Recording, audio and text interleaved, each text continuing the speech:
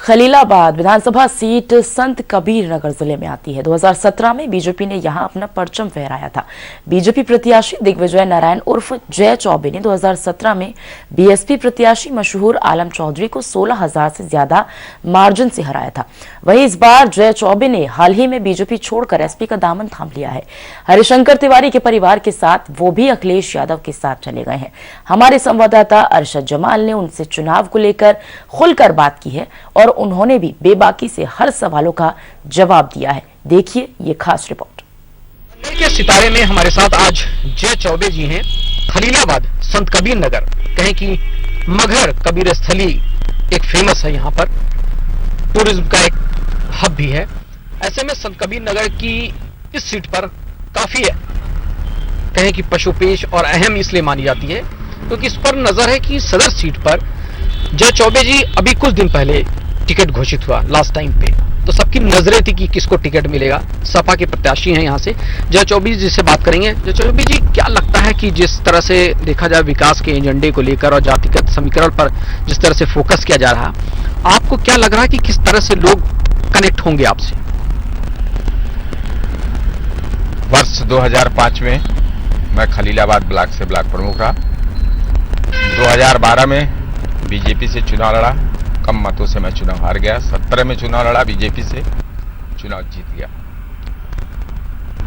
पहला इम्पोर्टेंट विषय, जाति, धर्म और मजहब के आधार पर मैं कोई भी सामाजिक और राजनीतिक कार्य बिल्कुल नहीं करता। रही बात इलेक्शन की, मैं पिछले 10 वर्षों से वर्ष 11 से ही पूरी विधानसभा में ठीक प्रकार से सभी के सुख दुख में साथ खड़ा रहता हूं। इलेक्शन की दृष्टि से नहीं, वो मेरे नेचर में है।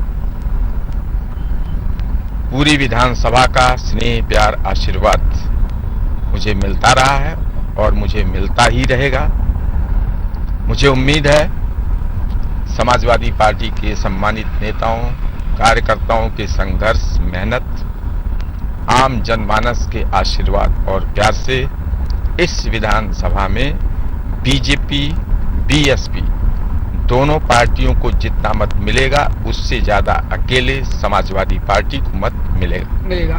तो कहीं कहीं देखा जाए, जिस तरह से आपने कहा कि हम जमीनी नेता लोगों के साथ कनेक्ट रहते हैं, ऐसे में उस विकास की बात की जाए, जिस तरह से खलीलाबाद में आप आएंगे, तो और क्या चीज आपकी नजर में है? जो आप दौड़े हैं पूरे गांव में, मैंने देखा है कई जगहों पे गए हैं, तो और क्या चीज आपने सोचा है कि ये चीजें होनी चाहिए जो खलीलाबाद में नहीं है?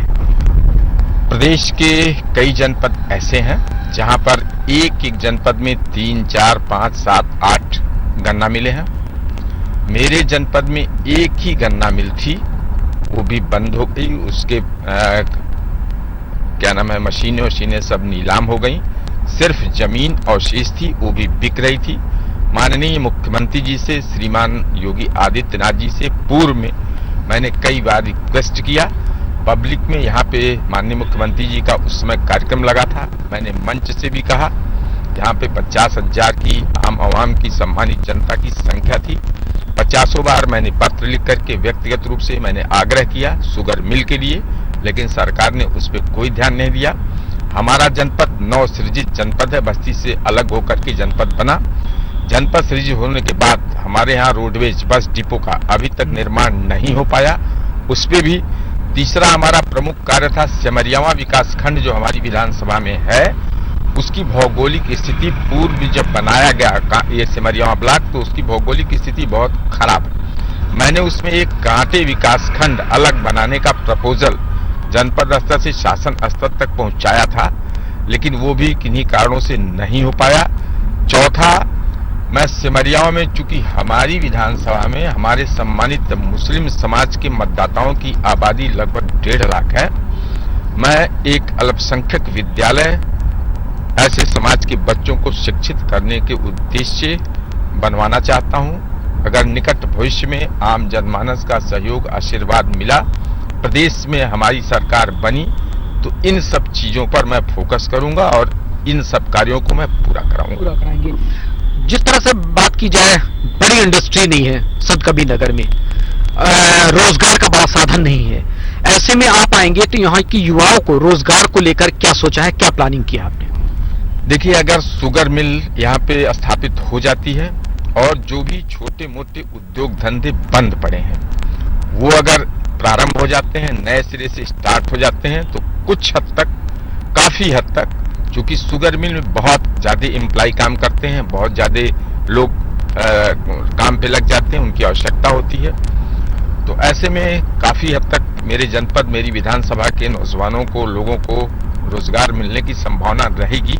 उसके अतिरिक्त फिर मैं सोचूंगा कि क्या अतिरिक्त किया जा सकता है। गवर्नमेंट हमारी बनने के बाद उस पर भी हम प्रयास करेंगे कि नौजवानों को रोजगार देने के लिए, उनको आगे बढ़ाने के लिए कौन सी ऐसी इंडस्ट्री या कौन सी व्यवस्था की जा सकती है, हम उस पर बाद में विचार करेंगे। जिस तरह से आप बस डिपो की बात कर रहे थे, बस डिपो की बहुत दिनों से यहाँ डिमांड है, क्योंकि कनेक्ट है मेदावल से और भी जगहों से, तो ऐसे में यहाँ के मुसाफिरों को बहुत परेशानी होती है। वो कहते हैं घंटों खड़ा रहता हूँ, बस नहीं मिल पाती है। ऐसे में क्या अड़चन आ रही है कि उस बस डिपो का निदान नहीं हो पा रहा है?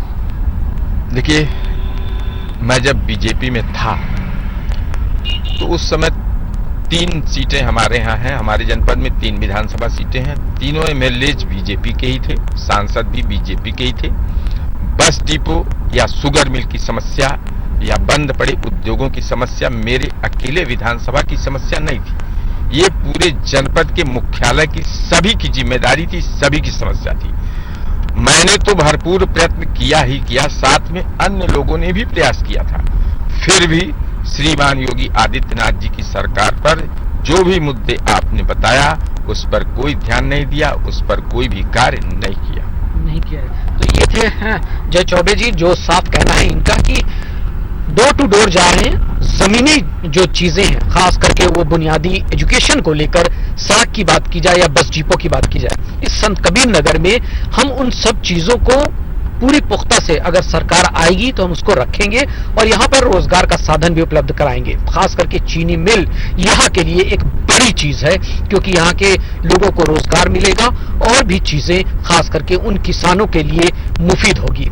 ऐसे में अब देखना होगा कि जब यहाँ से ये निकलते हैं तो क्या लोगों से आशीर्वाद लेते हैं, लोगों से किस तरह से कनेक्ट है। ऐसे में देखा है हमने कि एक डोर टू डोर जिस तरह से पुराने और पुख्ता नेता हैं, यहाँ के जमीनी हकीकत जानते हैं लोगों के, और कहीं ना कहीं 1 by 1 एक एक लोगों को जानते हैं हर नाम से। ऐसे में अब देखना होगा कि जय चौबे जी किस तरह से लोगों के दिलों में घर कर जाते हैं। इस समय के लिए संत कबीर नगर से अर्शित चमन।